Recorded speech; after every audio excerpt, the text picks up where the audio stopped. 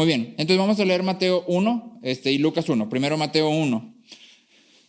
Obviamente ya conoces la historia, pero me gustaría que tomaras como, acuérdate, leemos con imaginación. Muchas veces cuando guardamos la Biblia dejamos la imaginación guardada, pero es importante.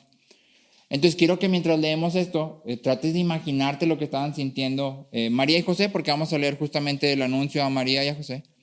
¿Qué estaban sintiendo ellos cuando supieron esto? Cuando nos enteramos, después de 18 pruebas de embarazo, que Franci estaba embarazada de Aria. Yo me acuerdo que estábamos aquí en la casa de Chuchunone, y lo que yo sentí fue felicidad y miedo.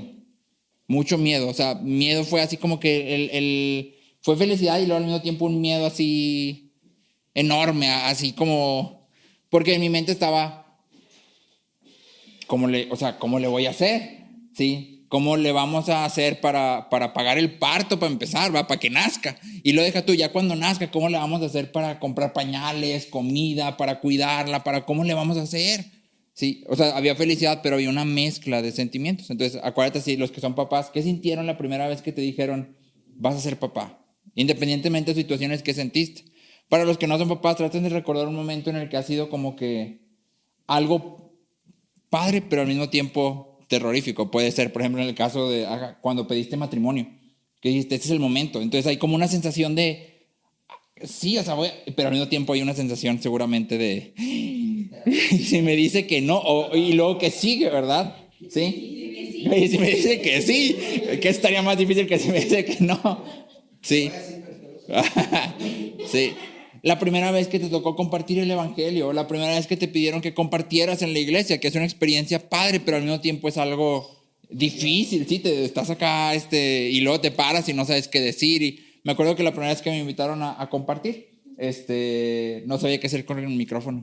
Me lo dieron y yo lo tenía aquí y yo decía, pero es que esto como, no sé cómo. Y le dije a Six, que está en ese entonces, le dije, no sé qué hacer, o sea, mejor yo sin micrófono, ¿no? Bien poquitos. Y me dijo, sí, no te preocupes, al principio yo también no sabía si comérmelo, sí. Y le dije, sí. Entonces, trata de recordar, sí, y ponte en los zapatos de José y de María. Y ahora sí, acompáñame a leer. Estamos leyendo Mateo 1, del 18 al 21, ¿sí? Y dice Mateo, el nacimiento de Jesucristo fue como sigue. Estando su madre María comprometida para casarse con José, antes de que se llevara a cabo el matrimonio, se halló que había concebido por obra del Espíritu Santo. Entonces José, su marido, siendo un hombre justo y no queriendo denunciarla públicamente, quiso abandonarla en secreto. Pero mientras pensaba en esto, se le apareció en sueños un ángel del Señor diciéndole, José, hijo de David, no temas recibir a María, tu mujer, porque el niño que se ha engendrado en ella es del Espíritu Santo, y dará a luz un hijo, y le pondrás por nombre Jesús, porque él salvará a su pueblo de sus pecados. Entonces, Mateo nos cuenta la perspectiva de José. Ponte los zapatos de José, ¿sí? Así como que imagínate, María está embarazada. Dícese a yo que María está embarazada, lo cual implica que más o menos tendría unos 4 meses. O sea, quiere decir, se descubrió, ¿sí?, que María estaba embarazada. Entonces, imagínate, ¿tú qué hubieras pensado? ¿Sí? Y luego se te aparece un ángel y hubieras tomado esa palabra como, ¿no hubieras tenido ninguna duda de ahí hacia adelante? ¿O hubieras tenido dudas? Hubieras dicho, ¿y qué tal si no? ¿Qué tal si sí? ¿Qué tal si...? Pero todo implica un poco de cosas más. Pero ahora vamos a Lucas 1, donde Lucas nos platica lo mismo, pero desde la perspectiva de María. Y vamos a leer desde el versículo 26 hasta el versículo 38. Dice el versículo 26 de Lucas 1. Al 6º mes, el ángel Gabriel fue enviado por Dios a una ciudad de Galilea llamada Nazaret, a una virgen comprometida para casarse con un hombre que se llamaba José, de los descendientes de David. Y el nombre de la virgen era María. Y entrando el ángel le dijo, salve, muy favorecida, el Señor está contigo, bendita eres tú entre las mujeres. Ella se turbó mucho por estas palabras y se preguntaba qué clase de saludo sería este. Y el ángel le dijo, no temas, María, porque has hallado gracia delante de Dios. Concebirás en tu seno y darás a luz un hijo, y le pondrás por nombre Jesús. Este será grande y será llamado Hijo del Altísimo, y el Señor Dios le dará el trono de su padre David, y reinará sobre la casa de Jacob para siempre, y su reino no tendrá fin. Entonces María dijo al ángel, ¿cómo será esto, puesto que soy virgen? El ángel respondió, el Espíritu Santo vendrá sobre ti y el poder del Altísimo te cubrirá con su sombra. Por eso el niño que nacerá será llamado Hijo de Dios. Tu pariente Elizabeth en su vejez también ha concebido un hijo y este es el sexto mes para ella, la que llamaban estéril, porque ninguna cosa será imposible para Dios. Entonces María dijo, aquí tienes a la sierva del Señor, hágase conmigo conforme a tu palabra. Y el ángel se fue de su presencia. Entonces obviamente esos dos pasajes son muy conocidos. Obviamente son los pasajes por default de Navidad, ¿no? Navidad, nacimiento de... Entonces vamos a la segura, ¿sí? Pero generalmente nos apresuramos cuando leemos los pasajes al evento central, que es normal. El evento central es el nacimiento de Jesús. Entonces leemos los pasajes y rápidamente nuestra mente corre a viene Jesús, ya van a ser Jesús. Seguramente en tu mente está la imagen de un niño en un pesebre, en la noche, con una estrella brillando, vienen los pastores, es la imagen que nos han dado y entonces generalmente nuestra mente corre hacia allá. Pero, ¿cómo describirías tú todo esto hasta llegar al nacimiento? ¿Cómo lo escribirías? ¿Qué palabra usarías para describir todo esto hasta el nacimiento de Jesús? Difícil. Complicado. Sorprendente. ¿Cómo crees que estaba el ambiente cuando nace Jesús en el pesebre? Tenso.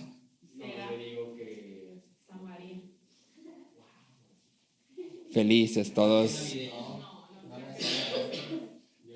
Incredulidad que se formó mágicamente. Algo inexplicable. Inexplicable.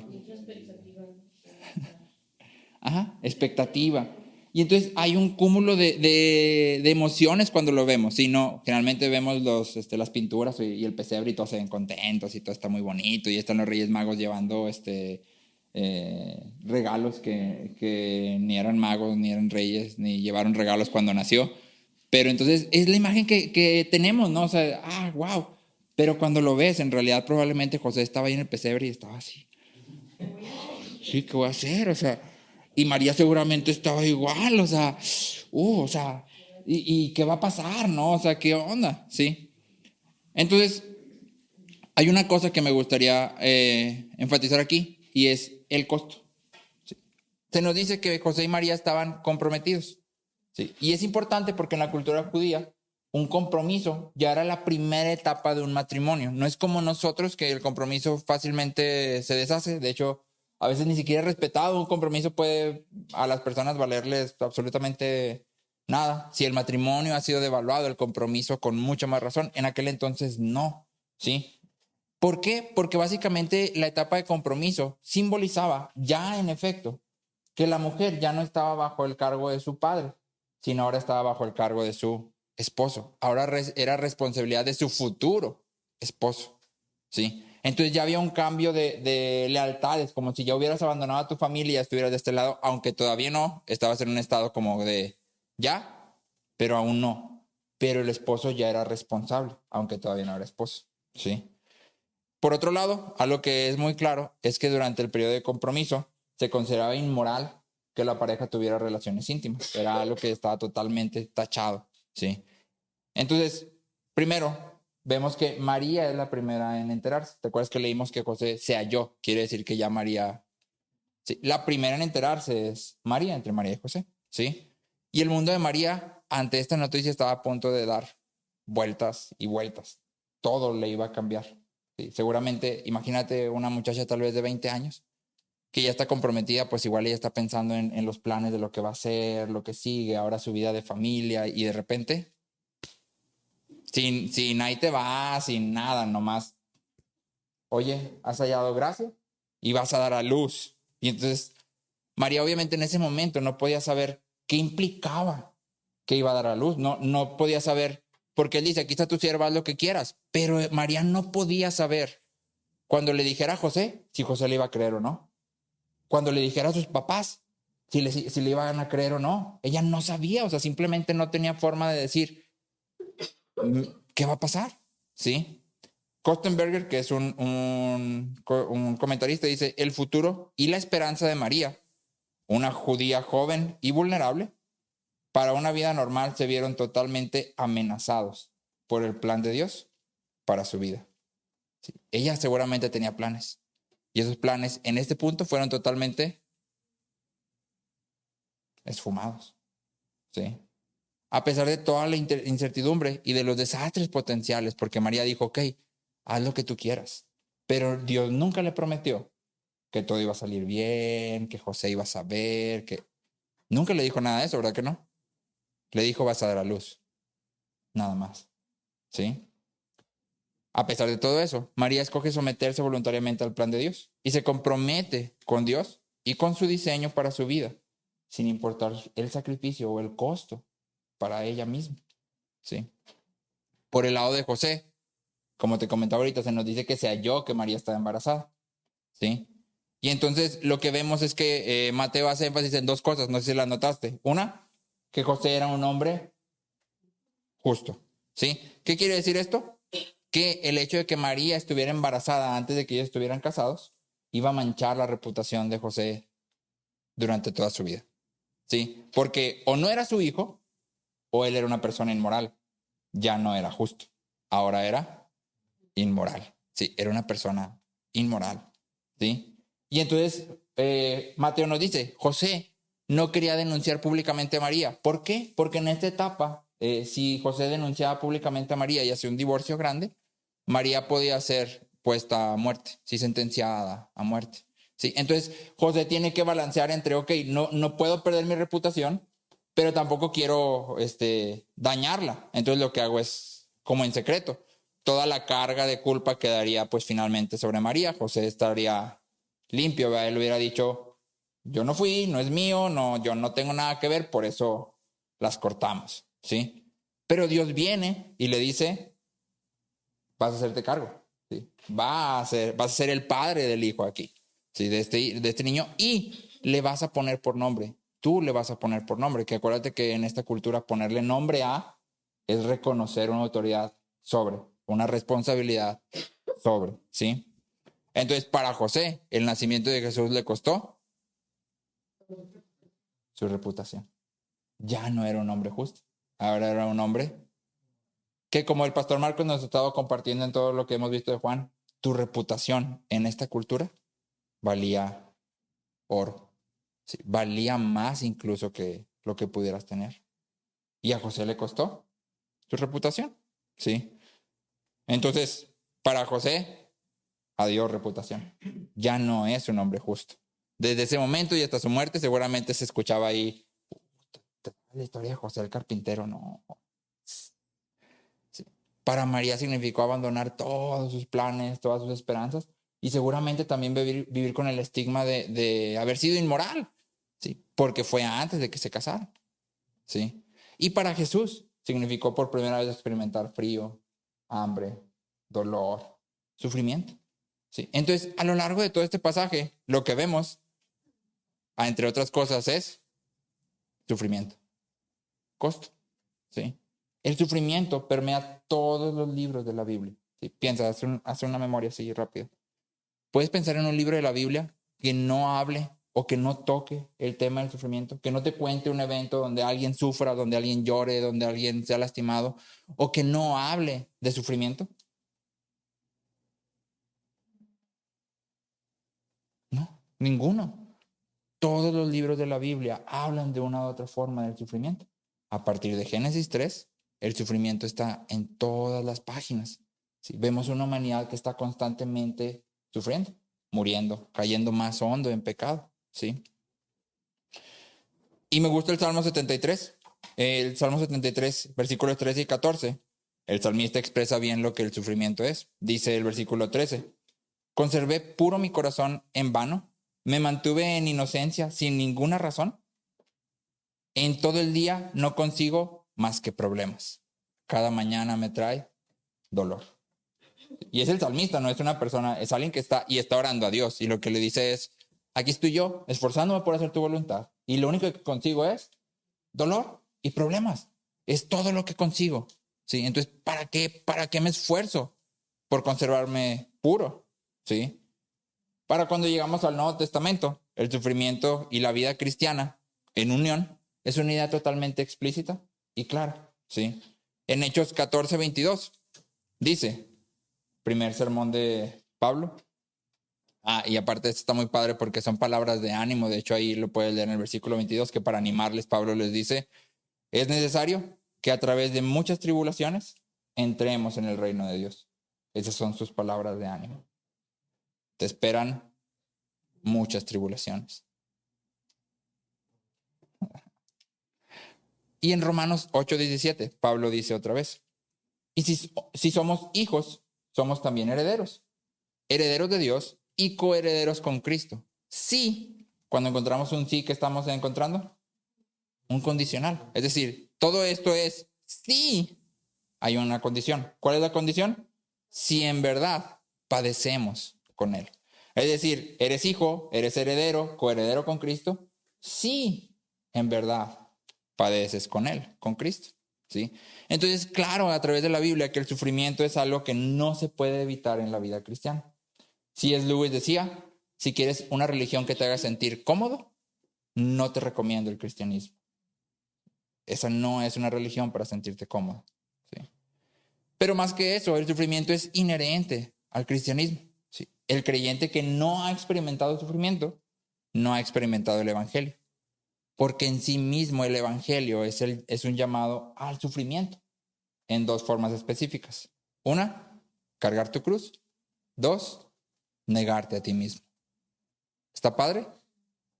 No, implica sufrimiento. Negarme a mí mismo es sufrir.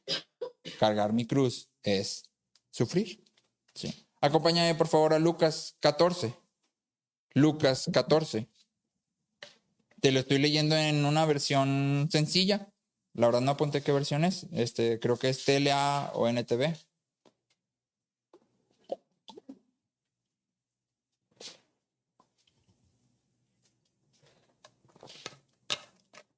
Lucas 14, del 25 al 33. Lucas 14, del 25 al 33.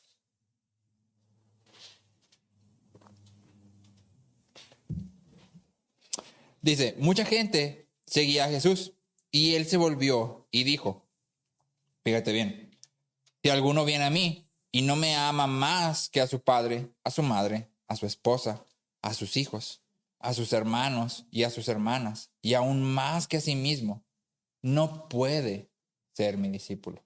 En tu Biblia también tal vez dice, no aborrece. En la Biblia aborrecer es amar menos. Por eso aquí lo traduce como no me ama más a mí o ama menos a ellos. ¿Sí? Entonces si no me amas más que a todo, ¿sí? Y ojo que no pone, aquí no está poniendo en primer lugar posesiones físicas. Está hablando de tus relaciones, de lo más cercano. Acuérdate que en la cultura judía tu relación con tu familia era lo más top. ¿Sí? Entonces dice, si no me amas más que todo eso, no puedes ser.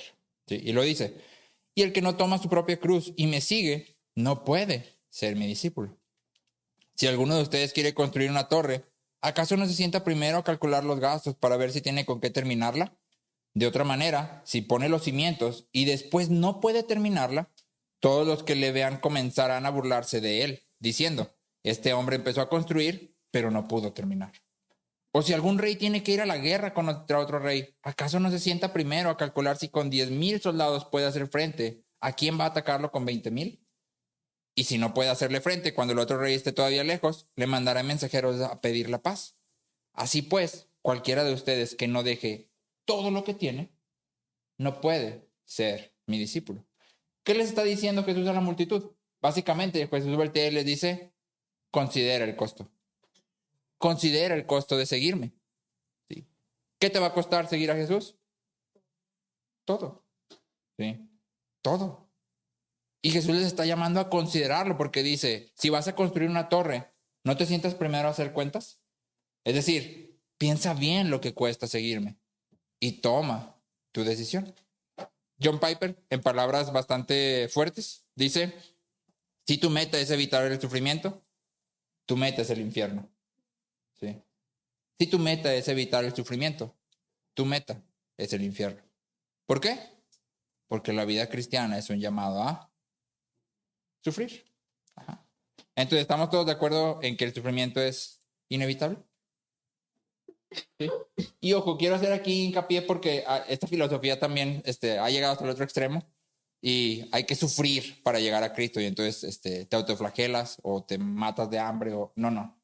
El sufrimiento es inevitable porque en tu caminar con Cristo, como Juan nos dice, el mundo nos va a rechazar, ¿sí? Y vamos a ser probados y el sufrimiento va a llegar, no lo tienes que buscar. ¿Alguien de aquí ha buscado sufrimiento sin éxito? Que digas, quiero sufrir y no puedo. No, el sufrimiento está en todas partes. A donde voltees y a veces no tienes que hacer nada, te llega, ¿sí? Entonces, mi pregunta hoy, ¿no crees que estamos hablando de... No es un mensaje acá fatalista. De hecho, mi pregunta es más bien, ¿por qué debemos de sufrir? Porque Dios simplemente no hace la vida fácil. Digo, por lo menos la de sus hijos, ¿no? O sea, si Dios es omnipotente y bondadoso, ¿por qué el sufrimiento es parte fundamental del cristianismo? ¿Sí? ¿No quiere Dios que seamos felices? Y te hago una pregunta aquí al inicio. Levántame tu mano, nada más. ¿Quiere Dios que seamos felices? Si tú crees que sí, levanta tu mano.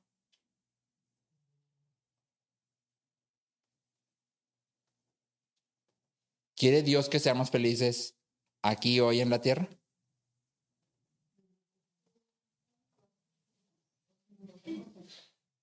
Ok. Estamos ahí un poquito. Ok. Entonces, la búsqueda de la felicidad es inherente a todos los seres humanos. No hay un solo ser humano que no quiera ser feliz. O alguien aquí dice, no, yo no quiero ser feliz, quiero ser miserable. Todos queremos ser felices, ¿verdad que sí? Dios incrustó la búsqueda de la felicidad en la naturaleza del hombre. ¿Sí? Edwards dice, Dios creó al hombre para este propósito específico, transmitirle felicidad. Dios no pudo haber creado el mundo para su propia felicidad. Si Dios necesitara el mundo para ser feliz, implica que hay algo que Él necesita fuera de Él. Y entonces implica que Dios, no es perfecto, le falta algo. Necesita crear algo para sentir felicidad. ¿Sí? Sin embargo, sabemos que Dios es eterna e infinitamente feliz en Él mismo. Entonces, ¿por qué crea el mundo? ¿Sí? ¿Qué lo motiva a crear el mundo? ¿Sí? ¿Para qué lo hace? Lo que motiva a Dios a crear el mundo fue su bondad. ¿En qué sentido? En crear criaturas a las cuales pudiera transmitirle de su felicidad. ¿Sí? Entonces, ¿para qué nos creó Dios? Para ser felices. Y suena extraño, ¿ah? Espera. ¿Sí? ¿Pero para qué nos creó Dios? Para ser felices. Para eso nos creó. Y te voy a demostrar que la Biblia lo dice, porque sé que es un concepto así como... sí. Ok, primera pregunta, obviamente. ¿No había creado Dios todo para su gloria? Sí, pero no hay diferencia. No hay diferencia en decir que Dios nos creó para ser felices y decir que lo creó todo para su gloria. Porque si Él es eternamente e infinitamente feliz, ¿en dónde vamos a encontrar felicidad? En Él. Vamos a encontrar felicidad única, duradera, eterna, inagotable, cuando lo glorifiquemos. No hay diferencia entre decir que Dios creó todo para su gloria y que Dios nos creó para ser felices. No hay ninguna diferencia. ¿Sí? Entonces, si Dios nos creó para la felicidad, ¿qué dice la Biblia respecto a la felicidad? ¿Sí? ¿Y cómo podemos empatar esa enseñanza con la enseñanza muy clara de que el cristianismo es sufrimiento?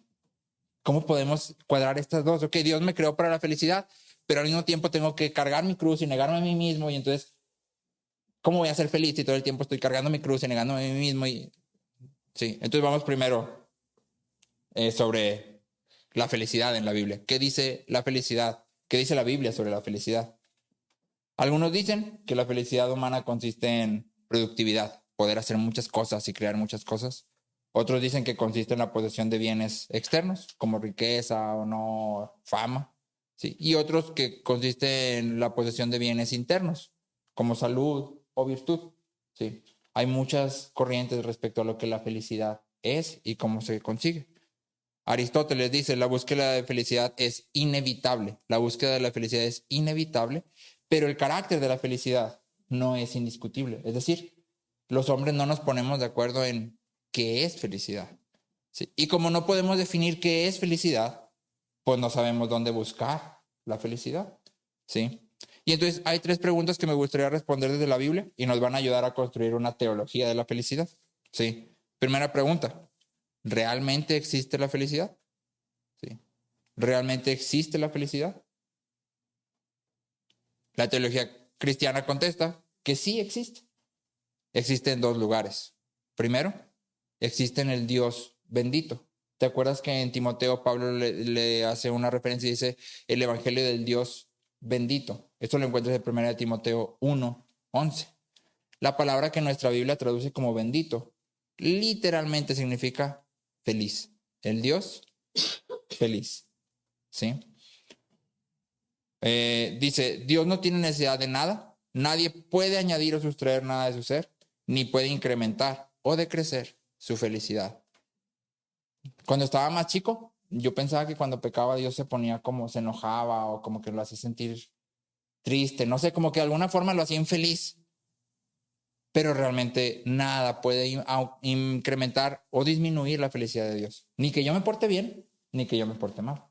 Claro que no es que a Dios no le importe, sí hay una reacción, sí, de dolor, pero eso no aumenta ni decrece su felicidad. Él sigue siendo eterna e infinitamente feliz, sí. Entonces, primero, la felicidad existe en Dios, en la Trinidad, sí, en el Dios feliz.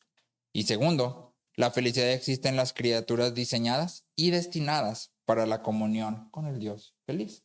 Es decir, en los hombres redimidos. ¿Sí?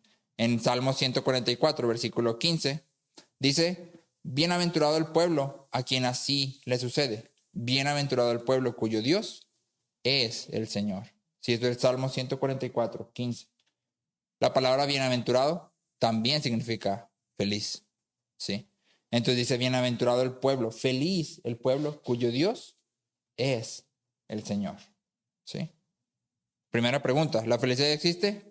Sí, en 2 lugares, en Dios y en el pueblo redimido, sí, en la iglesia, en los hombres redimidos. Segundo, ¿qué es la felicidad? ¿Qué es la felicidad? La teología cristiana dice que la felicidad consiste en poseer, conocer, disfrutar y atesorar el bien supremo e insuperable. ¿Quién es el bien supremo e insuperable? La Trinidad. Dios mismo es el bien supremo. Entonces la felicidad es poseer, conocer, disfrutar y atesorar a Dios. Eso es felicidad. En el Salmo 16, versículos 2 y 11, Salmo 16, versículos 2 y 11, el salmista dice, yo dije al Señor, tú eres mi Señor, ningún bien tengo fuera de ti. En tu presencia hay plenitud de gozo, en tu diestra hay deleites para siempre. ¿Sí? Te cito a Brakel, que fue un reformador holandés, dice, toda felicidad, satisfacción plena y gozo duradero del hombre consiste en tener comunión con Dios. Entonces, ¿qué es la felicidad? Poseer, conocer, disfrutar y atesorar al Dios supremo, a la Trinidad. Sí, eso es felicidad. Sí. La felicidad es poseer, conocer, disfrutar y atesorar. Así es. Y 3, ¿cómo puede ser alcanzada la felicidad? Sí. ¿Cómo podemos alcanzar la felicidad? Sí. La teología cristiana responde que la felicidad no se alcanza, sino que nos es dada gratuitamente y abundantemente a través del mediador de la felicidad.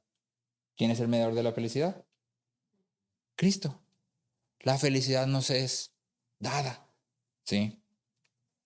Esta es una palabra de Jesús en Juan varias veces. Estas cosas les he hablado para que mi gozo esté en ustedes. ¿De qué tamaño es el gozo de Cristo? Infinito, eterno, no crece, no baja, no, o sea, no hay nada. Y dice, para que mi gozo esté en ustedes y su gozo sea perfecto, completo, pleno. ¿Sí? Entonces Cristo nos da la felicidad. ¿Sí? La esencia del pacto de gracia, es decir, del pacto que Cristo viene a hacer con nosotros. Él muere por nosotros, Él vive por nosotros en obediencia y luego nos ofrece, ese es el pacto de gracia, ¿sí? A través del cual somos salvos, es que Dios se da a sí mismo para el deleite de su pueblo. La felicidad consiste en rendir a Dios honor y gloria de corazón, palabra y obras, siendo consciente de sus perfecciones. Entonces, fíjate bien, la felicidad consiste en rendir honor a Dios y gloria de palabra y obras. Es decir, la felicidad es obedecer a Dios. ¿Sí? ¿Queremos experimentar felicidad? ¿Qué debemos de hacer? Vivir conforme al Evangelio. ¿Sí? Ahora te hago una pregunta. ¿Sí? Que levante la mano el que diga 100% de las veces, así 100, yo hago una memoria, 100% de las veces, obedecer a Dios, se ha sentido feliz. Si lo obedezco y me siento feliz 100% de las veces, en el momento que lo estoy obedeciendo, estoy sintiendo una felicidad intensa, extrema, profunda. ¿Sí? Ninguno, ¿verdad que ninguno? Sí, hay veces que sabes lo que el Evangelio te está llamando y te cuesta. Y dices, ay, cosa, no. Pero sabes, sí, sabes. Y entonces tal vez lo haces, pero no andas ahí. Oh, el Evangelio me dice, sí lo voy a hacer. Lo voy a perdonar en este mismo instante. Cuesta, ¿sí? ¿Por qué cuesta? Pues justo es el problema. Como resultado de la desobediencia de Adán al pacto de obras, toda la humanidad cayó del gozo a la miseria. Después de la caída, el amor se distorsionó completamente. ¿Te acuerdas que veíamos ahí que Dios se presenta y, Adán, ¿qué hiciste? No, no fui yo, fue la mujer. Digo, finalmente tú me diste a la mujer, entonces todo es tu culpa, pero pues empieza con ella, ¿va? Y luego la mujer dice, no. O sea, sí fui yo, pero fue la serpiente que tú creaste. O sea, finalmente también fuiste tú, ¿verdad? Pero pues en todo caso, primero sí, el amor está totalmente... Ahora sí que amor, pues no hay mucho, ¿va? Sí. Y entonces el hombre está en oposición a Dios, ¿sí? Y busca hacerse a él mismo Dios, ¿sí? El miércoles nos compartió el pastor Marcos acerca de la Meca. Y te acuerdas que el canto de la Meca al final termina diciendo, si Caín fue vengado 7 veces, 70 veces 7 será vengado, ¿sí? Ahí hay una clave. Y es que Dios fue el que dijo, si alguien mata a Caín, 7 veces. Y luego la MEC toma esa prerrogativa, es decir, algo que solo Dios puede hacer, solo Dios puede dar esa instrucción, pero Él la toma y Él dice como si Él fuera Dios. Y sí, y la aumenta, ¿sí? Como si Él fuera Dios. Y ese es, como decía el pastor Marcos el miércoles, es un reflejo de toda la humanidad. No crees que, la MEC era bien malo, qué bueno que yo no soy así. No, somos igualitos, nos hacemos a nosotros mismos Dios, ¿sí? Y entonces buscamos que todo tenga como su meta final, mí mismo. Yo soy la meta de todo, ¿sí? Y entonces redefinimos felicidad. Dijimos felicidad es poseer, conocer, disfrutar y atesorar. Esa es la definición de felicidad, pero nosotros lo transformamos. Yo le decimos felicidad es poder y control sobre mis circunstancias, sobre otras personas, sobre la creación y sobre Dios mismo. Eso es felicidad. Si puedo tener poder y control sobre todo lo que pasa, sobre las personas que me rodean y sobre todo lo que pasa para que no me pase nada que no quiero. Sobre las personas que me rodean para que se porten conmigo como yo quiero, ¿sí? Sobre la creación para que todo funcione como yo espero. Y sobre Dios para que cuando yo le pida algo me lo dé inmediatamente. Entonces, soy feliz. Cuando tengo poder y control sobre todo, soy feliz, ¿sí? Esperamos que todo funcione hacia nosotros, todo. Y digo, todo, ¿sí? El hombre sigue siendo un buscador de felicidad, pero su búsqueda ha girado del creador a las criaturas. Ahora el hombre natural está vacío y busca ser llenado. Dijimos al principio, ¿te acuerdas? Dios puso la búsqueda de la felicidad en la naturaleza del hombre. Es algo que todos deseamos, todos buscamos. De hecho, Agustín dice que nuestros corazones están insaciables. hasta que te encuentran. Es decir, el corazón de todo hombre está buscando desesperadamente algo. C.S. Lewis también lo decía, ¿sí? Sí, estoy buscando algo y nada en este mundo me puede llenar. Quiere decir que tuve que haber sido creado para algo más que este mundo, ¿sí? Todos los hombres buscamos algo. El problema es que lo buscamos en un lugar equivocado. ¿Por qué? Porque el hombre natural no conoce a Dios y no tiene deseo de ir tras Dios, ¿sí? Entonces busca la felicidad en cualquier cosa que parezca que puede satisfacerlo. Dinero, fama, relaciones, cualquier cosa que parezca, tal vez esto me va a hacer feliz. Y vamos por ahí. El problema es que, como dice Mark Jones, dice, ya que Dios es la fuente de toda felicidad, no podemos ser realmente felices en esta vida hasta que Él se vuelva nuestro Dios. Somos tan felices o miserables como el Dios al que servimos. Entonces, si yo busco felicidad en el dinero, ¿cuánta felicidad tiene el dinero en sí mismo? ¿Cuán feliz es el dinero en sí mismo? ¿Cuánta felicidad me puede dar? Pero pues no tiene felicidad. Si busco felicidad en la fama, ¿cuánta felicidad tiene la fama en sí misma? Nada, no me puede dar felicidad. Puedo buscar felicidad en otras personas, pero ¿cuánta felicidad tiene la persona en sí misma? Está buscando exactamente lo mismo que yo. Sí, y tal vez lo esté incluso buscando en mí y yo en ella. Y entonces, ¿cuánta felicidad nos vamos a poder dar? Ahí nos encuentras, ¿va? Sí. Nada puede ofrecer más felicidad de la que tiene en sí mismo. Dios es infinito en felicidad y por lo tanto suple gozo y satisfacción primero y preeminentemente a Cristo y después, por virtud de nuestra unión con Cristo y la habitación del Espíritu Santo en nosotros, a nosotros. Entonces hay algo increíble y lo estábamos viendo en Trinidad y es cuando venimos a Cristo, el Espíritu Santo habita en nosotros y el Espíritu Santo nos une a Cristo, somos parte del cuerpo. Y luego somos introducidos en una relación que existe dentro de la Trinidad y es el Padre glorifica al Hijo, el Hijo glorifica al Padre, el Espíritu Santo glorifica al Hijo y al Padre y hay una relación de glorificación mutua. Y no es algo que tú y yo vemos desde lejos y decimos, qué bonito, sino que somos introducidos en esa relación. ¿Sí? Y al ser introducidos en esa relación, encontramos felicidad plena, infinita, duradera, que nada puede hacer menos. Y nada puede ser más porque no hay una felicidad más grande que esa, ¿sí? Entonces tú y yo necesitamos recordar una y otra vez que Dios es el bien supremo. No hay otra cosa más grande, más maravillosa, más asombrosa que Dios pueda darnos que a Él mismo. ¿Y qué nos ha dado? A Él mismo, ¿sí? Nos ha dado su Espíritu, es Él mismo, nos ha dado su Hijo, Él mismo. Y entonces aquí es donde entra el sufrimiento, ¿sí? Y donde se embona con la felicidad. Porque el sufrimiento viene y nos quita lo que queremos. Relaciones de familia, dinero, comodidades. Ponle el nombre que te guste, ¿sí? Nos quita lo que queremos. O nos da lo que no queremos. Enfermedad, dolor, escasez, problemas, ¿sí?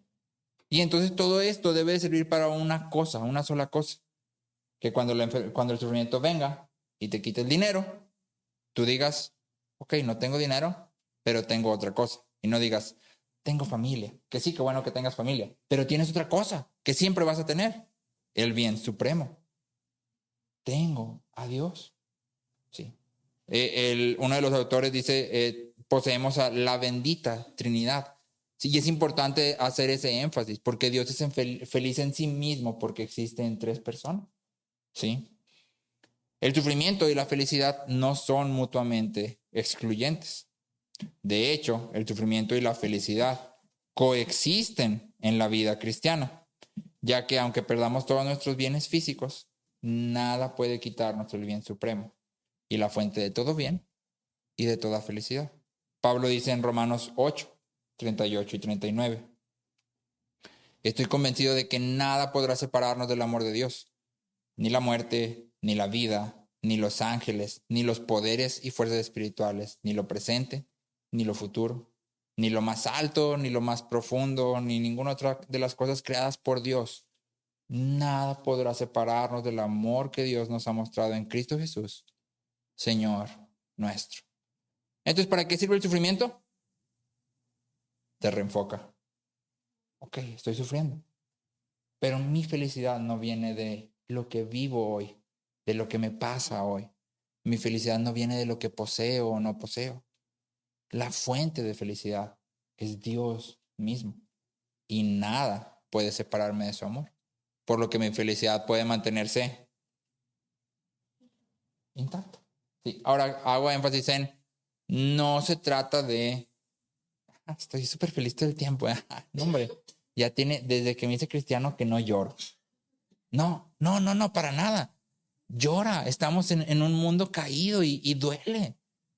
Pero en medio del llorar, puedo seguir diciendo, tengo el bien supremo. O sea, no hay nada más grande que Dios y Él se ha dado a mí, porque ni siquiera es que tú lo hayas alcanzado, sino que te fue dado. ¿Sí?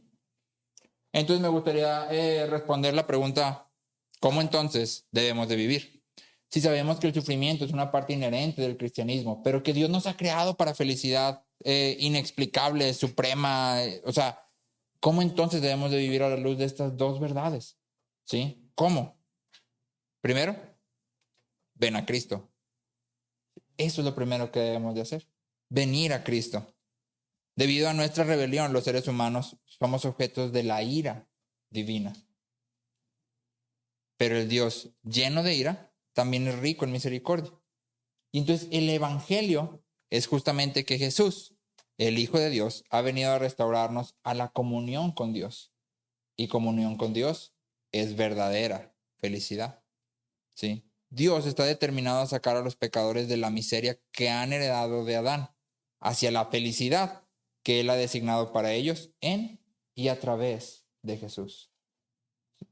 Entonces, salvación también es un movimiento de miseria a felicidad, a gozo eterno. ¿Sí? El cielo es comunión plena e ininterrumpida con Dios. Es decir, el cielo es felicidad y gozo plenos y sin interrupción. En el Catecismo de Heidelberg, la pregunta 58 dice, ¿qué consuelo te infunde la vida eterna? ¿Te acuerdas que el pastor Marcos nos enseñaba que vida eterna no es la que voy a vivir, sino la que ya estoy viviendo? Cuando vengo a Cristo, mi calidad de vida se aumenta.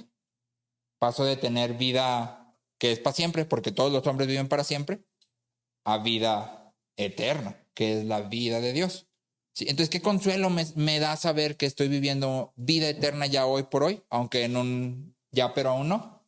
Y la respuesta del catecismo es que ya ahora siento en mi corazón el comienzo del gozo eterno. Luego de esta vida, heredaré la bienaventuranza perfecta, la felicidad perfecta. Pero ya aquí comienzo a sentirlo. Ya es algo que puedo ver, ¿sí? Entonces, primero debemos de vivir viniendo a Cristo. No es ven a Cristo. Si no estás en Cristo, ven. No, ven cada día. Si no has venido a Cristo, ven a Cristo. No hay felicidad fuera de Él. No importa cuánto busques. No hay felicidad fuera de Cristo, ¿sí? Y además, digo, ¿qué más te va a volar la cabeza que decir Dios, que es perfectamente perfecto, perfectamente feliz, perdón? Nos creó para darnos de su felicidad. Ahora sí que, ¿qué más quieres? Ven a Cristo. Vengamos a Cristo cada día.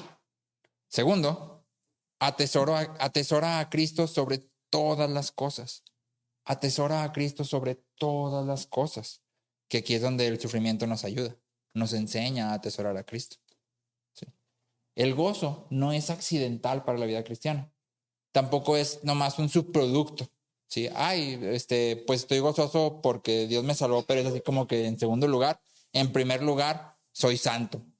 No sé si has escuchado por ahí, a Dios no le interesa tu felicidad, le interesa tu santidad. Sí. Fue un dicho que yo de repente ahí estaba, algunas enseñanzas como que se hizo medio, ¿cómo se dice? Viral, sí, trending topic, ¿no? Y tiene un cierto matiz de verdad, pero tiene un problema muy grande. Y es que creemos que santidad y felicidad no son lo mismo, cuando en realidad son exactamente lo mismo. Si Dios es completamente santo y completamente feliz, nosotros vamos a ser completamente felices cuando seamos completamente santificados. ¿Sí? Es decir, cuando lleguemos allá. Y en el proceso, entre más feliz, más santificado, o entre más santificado, más feliz. Y ahí ayuda el sufrimiento, ¿sí? El gozo es la voluntad de Dios. Entonces aquí hay un contraste interesante. ¿Por qué? Porque el gozo solo puede ser generado por el Espíritu Santo. Es una obra de gracia.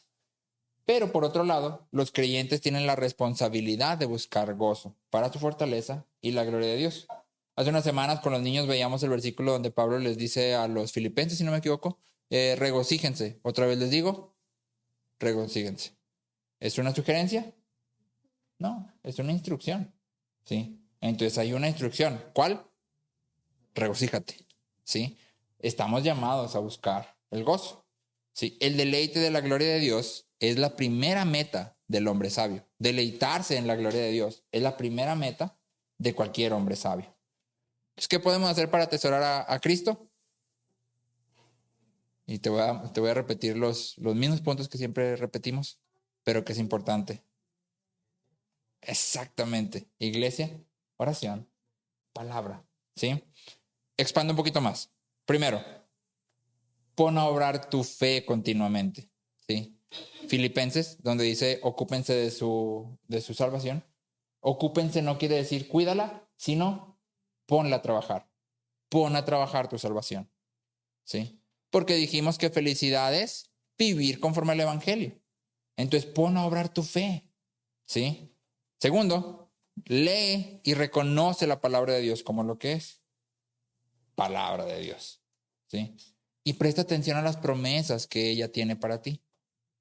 Tercero, ora y familiarízate con Dios mediante la oración, la comunión con Él.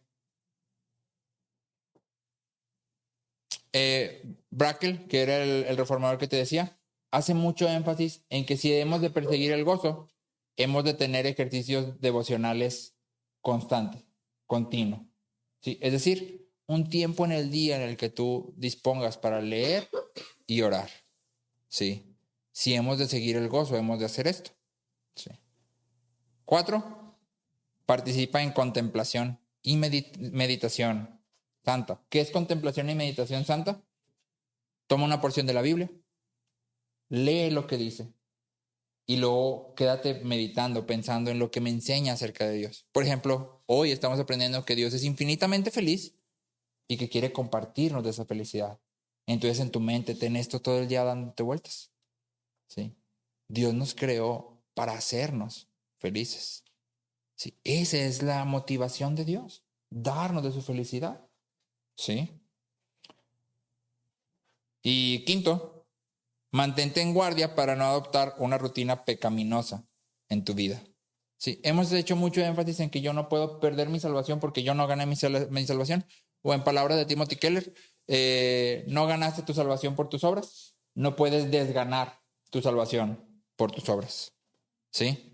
Pero eso no significa que el pecado no afecte mi vida. Si yo entro en patrones de pecado, obviamente va a haber un efecto en mi vida. ¿Sí? No quiere decir que Dios cambie hacia mí, de repente ya se enojó y ya me tiró la basura. No, pero yo estoy cambiando en la relación. Si la relación finalmente es de dos personas, ¿no? O más. ¿Sí? Entonces hay que mantenernos en guardia. Y esto no nada más es tú. Somos una iglesia. Dios nos ha llamado como un cuerpo. ¿Sí? Dios no nos ha llamado como individuos. Y es importante hacer énfasis en esto. Generalmente aprendemos en la iglesia hoy por hoy que es tú y Dios. La oración es tú y Dios. La alabanza y la adoración es tú y Dios. La ofrenda es tú y Dios. Todo es tú y Dios. No. Dios nos llamó a ser parte de una iglesia. No soy yo y Dios. Somos la iglesia y Dios. Yo soy parte de la iglesia, pero soy parte de la iglesia. Y debo de verlo de esa forma.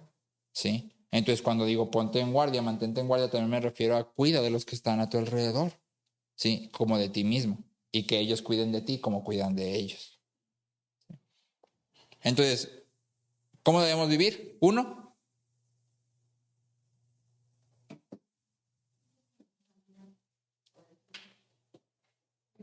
venir a Cristo. Venir a Cristo. ¿Cómo debemos de vivir? Primero, debemos de venir a Cristo. Segundo, debemos atesorar a Cristo sobre todas las cosas. Tercero, debemos de disfrutar de lo creado en relación a Dios. Debemos disfrutar de lo creado en relación a Dios.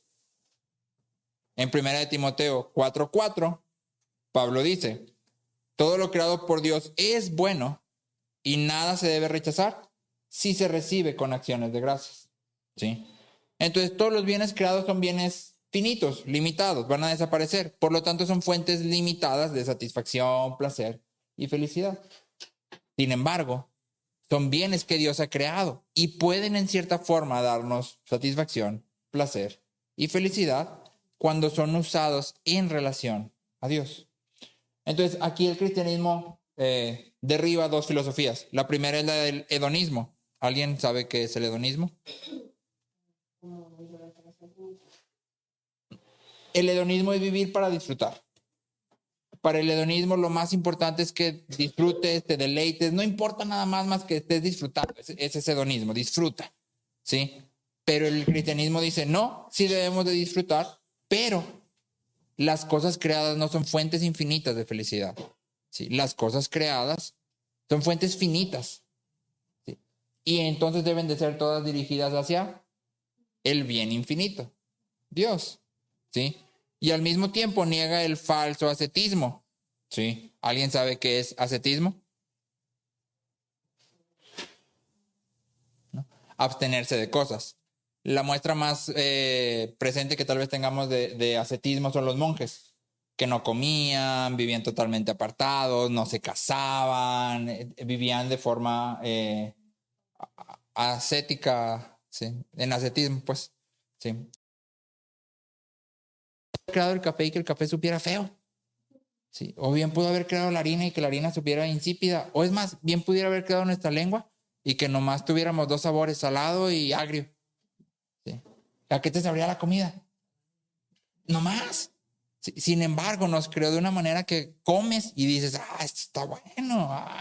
Wow. O sea, y a ver, dame otro pedazo. No, a mí me gusta el pan, a mí me gusta. Y está bien, Dios lo creó.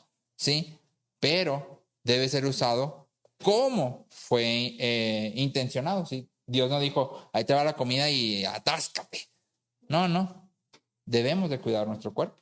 Y entonces debo de comer correctamente, pero cuando me siente a la mesa y Franci me dé una ensalada, que me encantan a mí las ensaladas, saben riquísimas, yo voy a decir, wow, qué rica ensalada, esta lechuga sabe como ninguna otra antes. Wow, increíble, sí.